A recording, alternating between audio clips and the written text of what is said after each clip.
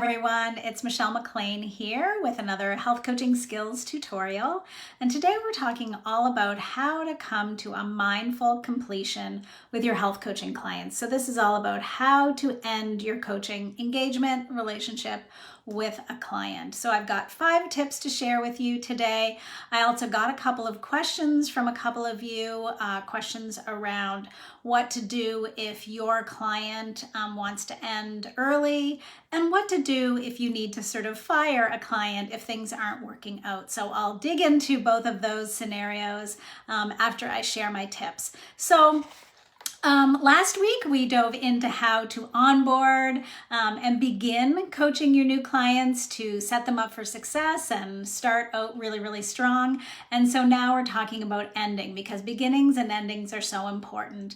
And this ending part is, a continuation of the coaching process, right? It's important that we end strong and that we think about those last few sessions in terms of continuing to hold space for our clients and make sure that they're set up for success after our coaching engagement. So those are some of sort of the intentions behind it. So I did just jot down a few benefits, a few things to kind of keep in mind in terms of why it's so important to end strong as well as beginning strong. So number one, it's really so that your client can have a good, positive, solid coaching experience, right? As I just mentioned, the completion, the ending, the wrapping up is part of your entire coaching process framework, and it's really important for the behavioral change process as well. So we really want to go through that full beginning, middle, and end process to the coaching relationship. Also, by having a strong ending, it could also provide an opportunity to continue working with your client. So, maybe it's not ending, but maybe it's deciding to continue on in some sort of maintenance role or capacity. So would be really great if your client renewed. The other sort of benefit would be to really, as I was sort of alluding to, really to prepare your client for what's next, right? How are they going to set themselves up for maintenance, for sustaining, and what's going to take place after the coaching relationship. So if they're going off on their own, you do want to set them up for success. Of course, another benefit to ending strong is that you get a strong positive testimonial from this client and possibly even some referrals. So those are just some reasons why we want to make sure we're thinking about this mindful completion process. So like I said, I've got 5 tips to share with you on how you can end mindfully and wrap up that completion. And then I want to dive into a couple of those scenarios. So my first tip on how to end mindfully is don't wait till the last session to start thinking about your ending and wrapping up. So you should definitely have a sense of, where your client is, or if they want to continue, if they do want to end, a couple of sessions before. So I would even say 2 sessions before your last one. I would just come in to check in with your client, as you've probably been doing all along, and say something like, the end of our coaching relationship is coming up. We just have a couple sessions left. I really wanted just to check in with you to see where you are with things, if you are indeed planning on wrapping up, or if you'd like to continue on. We're just opening up that conversation, right? So that we can just, get a sense from the client. They don't need to give you an answer right then, but just have them thinking about what is that going to look like. So it's important for you to know if you're ending or continuing. If you're not ending, it will be really important for you to have some options, right? Some maintenance options, or, what will that look like going forward? How often does your client meet? What does that ongoing support look like? And then, of course, if you are ending, you do need to prepare for that final session. So that's tip number 2. Be prepared for a strong final session to really reflect on your coaching relationship and celebrate with your clients. So this is a huge part of the ending and completion process, right? That reflection, that, looking at wins and successes and achievements, no matter how big or small, you're really wanting to focus on that, and then celebration. So I have a series of questions that I like to use in that final session. And I also like to send that to my client before the final session. So some people like to go through things together.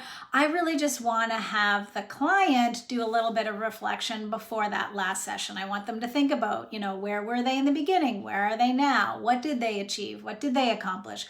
All of those shifts and achievements we want to have them reflect upon. So definitely I like to send that in advance of that final session just so the client can think, and then we come together and really sort of take stock of everything that the client achieved. Also, during that last session, we want to talk about what's next for the client, right? What's next in their health and wellness journey? What outstanding goals or action steps do they still have to work on, right? So identifying those and then helping them figure out what are the supports that they need going forward, right? Maybe they need to move on now to a fitness trainer, or maybe they do need to go to therapy, or maybe, they're going to hire a personal chef or something.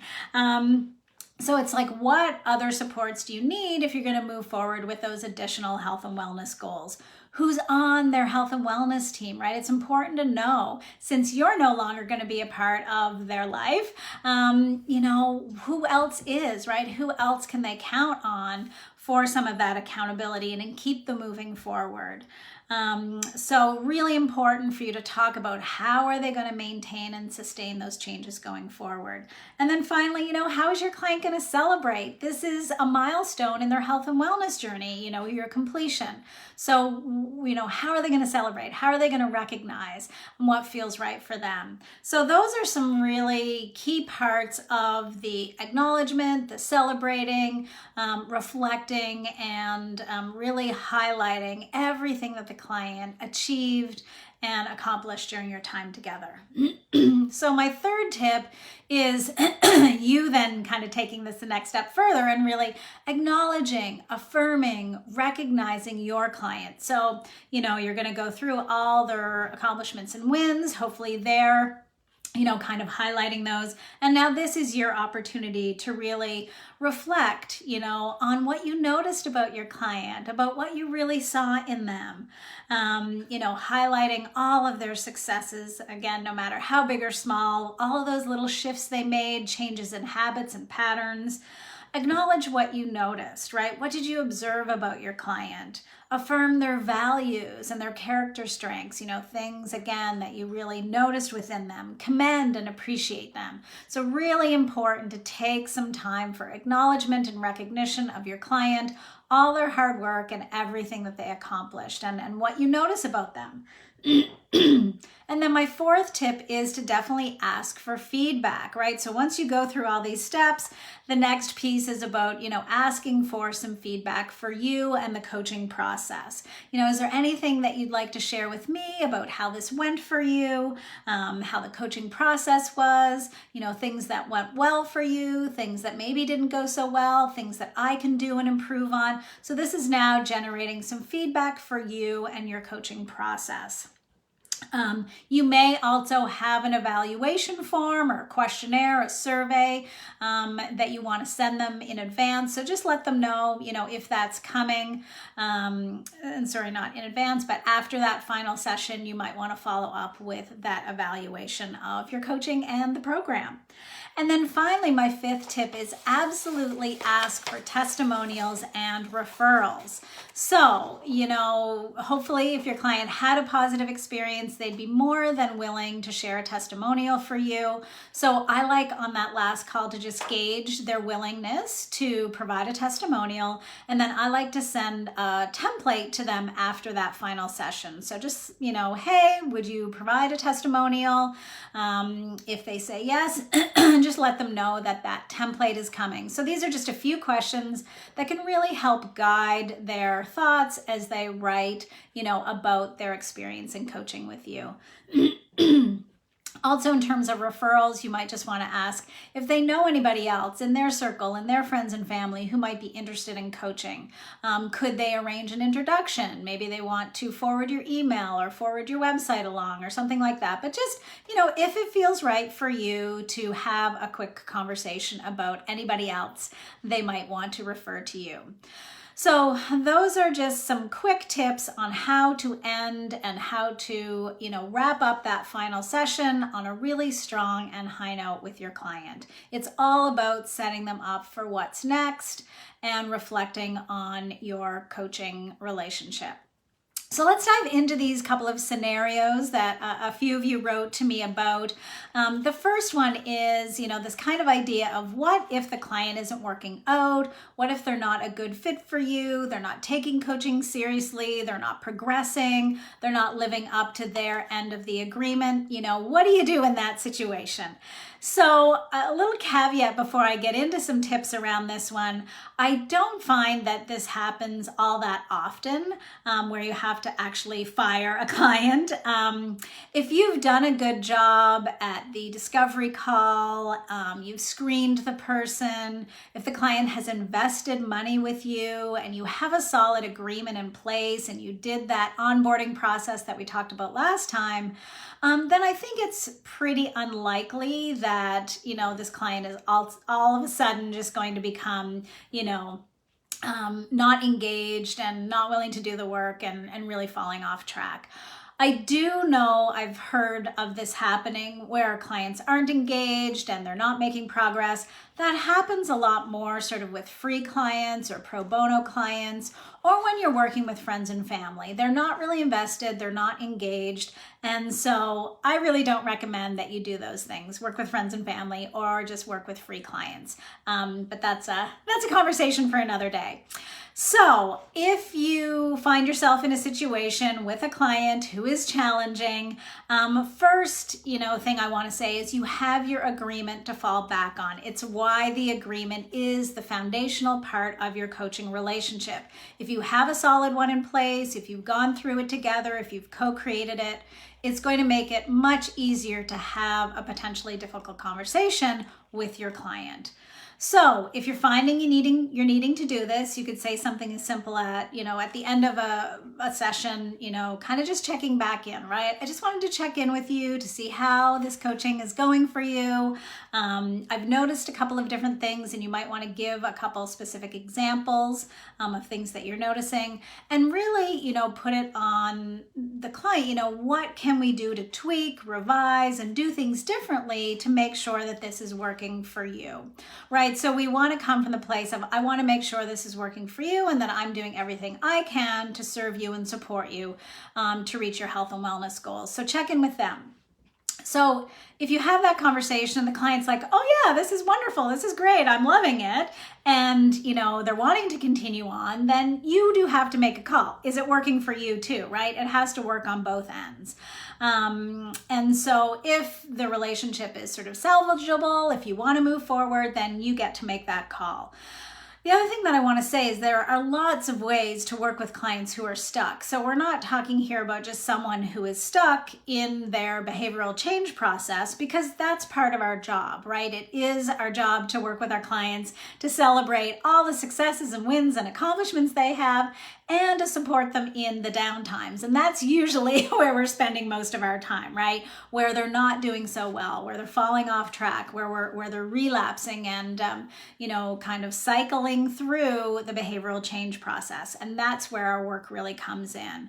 So I just want to say to all of you out there who might have experienced this, it's not just a matter of you wanting to quit because it's not all working perfectly with your client, right? Or because this work is hard. It is our job, as I was saying, to help our clients through those challenging moments. And that's why I think it's so important to develop your core skills and competencies as a health coach so you do know how to help your clients through those challenging times. So I really wanted to highlight that point. The other point is that, maybe you realize that the client is absolutely not coachable. They're not ready for coaching and they need some other sort of maybe therapy, counseling, needing to see some other practitioner before they're ready to come for coaching. And if you notice any of those red flags, definitely a referral and maybe ending the coaching relationship based on that they need another type of professional support can absolutely, be something that happens. And then finally, if you're finding that it's just too horrendous and painful and this is not working for you, you're not having a good time working with this client, not enjoying the experience, you can again go back to the agreement as a way to sort of end your coaching relationship, mentioning that maybe it's just not a good fit, maybe they need some other support, especially if you've tried, many times to have conversations, to bring them back to the agreement, to work through those challenging scenarios, then I think, you may have to end the relationship. So, you may just say something like, I'm just noticing that this isn't a good fit, you're not making progress. I mean, we want to think it through and really have examples based on the relationship.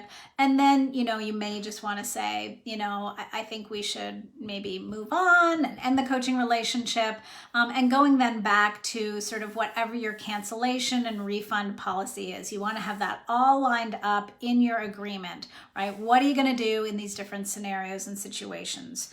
I have personally never had to fire a client. There was always something we could do. And again, to get back to my point of, if your client has paid you good money, you've gone through a really solid onboarding process, then hopefully you've really set it up for success and do have everything you need to help your client move through those challenging times. But, in that worst case scenario where it's absolutely not working, just have a frank, open and honest conversation. Make sure everything's outlined in your agreement so you do have a way out.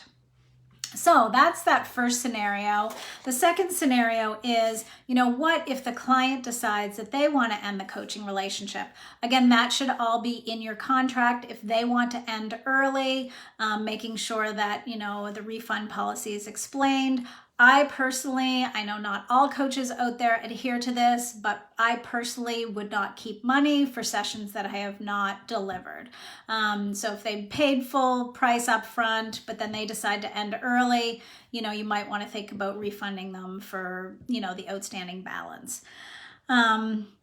So again, this should really be outlined in your agreement. There's going to be all kinds of reasons why your client might want to end early. And usually it's because of them and not you, right? It's usually because something has come up in their life. It's a timing issue. There's unexpected trials and tribulations and things that people go through, right? Where they just can't commit to the coaching at this time. So you might also want to think about sort of like a pause policy in your coaching agreement where, if something comes up and the client needs to take a pause or a break for a little bit, you can reconvene and resume, at a later date that works better for them. So these are all going to be things that you're going to talk to the client about when they come to you and say, things aren't working. Let me see my notes here. Yeah, so you might want to have that pause or that sort of on hold within your agreement. And of course, if your client just feels it isn't working, it wasn't what they expected, and they want out, then of course you're just going to gracefully, allow them to be released from that coaching contract, that agreement, and wish them well. I mean, we can't force people to, continue coming back and continuing to do the work if something's not working. So absolutely have it in your agreement, talk about it up front, and make sure that you have that sort of way out. And what is that going to look like? Are you going to refund them? Are you not going to refund them? I know people have different things based on who initiates it. Like if I'm, firing you, yes, I'm probably going to give you a refund. If you're canceling on me and you've paid up front and, it's something on your end, maybe you aren't going to refund them. So those are all policies and procedures and sort of logistical things that you're going to want to think through and put into your agreement. So I hope those tips have been helpful for you today. The bottom line with this is, around the ending, around, whatever scenario around ending, it's happening for you in your coaching relationship, is that you're continuing to evaluate the coaching relationship, right? This is a key part of our coaching process, that we're checking in with our clients every couple of weeks. How are things going? How is this working for you? Are things still working? Is there anything we need to tweak or adjust? If you're doing those check-ins on a regular basis, hopefully you won't be blindsided by, a client who just isn't doing anything or wants to quit or, wants to get out of the coaching relationship.